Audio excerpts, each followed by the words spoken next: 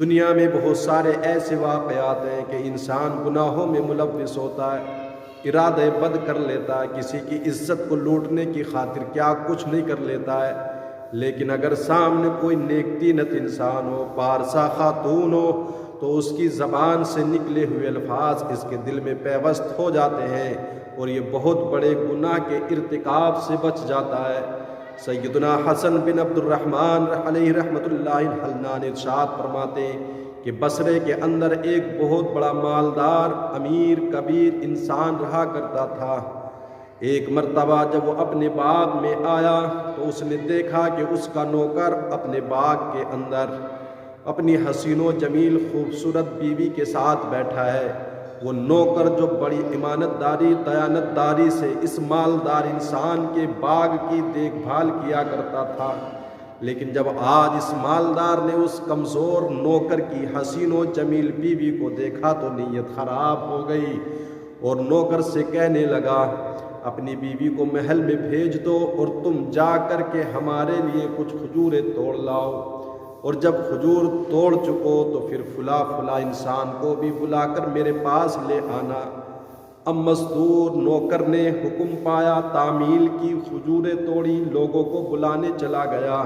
اتنے میں یہ مالدار اٹھا اور اپنے محل کی طرف گیا جہاں پر نوکر کی خوبصورت حسین و جمیل بیوی موجود تھی، لیکن رب کی عطا دیکھی، وہ جتنی باہر سے چمڑی اس کی خوبصورت تھی، اللہ نے اس کے دل کو بھی اتنا ہی خوبصورت بنایا تھا۔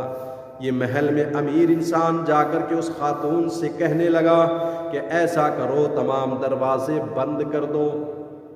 نوکر کی بیوی نے اس خاتون نے حکم سنا، تمام دروازے بند کر دیے۔ اب واپس آئی تو یہ مالدار شخص کہنے لگا، تم نے تمام دروازے بند کر دیے؟ یہ پارسا نیک طینت خاتون کہنے لگی، میں نے تمام دروازے بند کر دیے لیکن ایک دروازہ رہ گیا، میں اس کو بند نہ کر سکی۔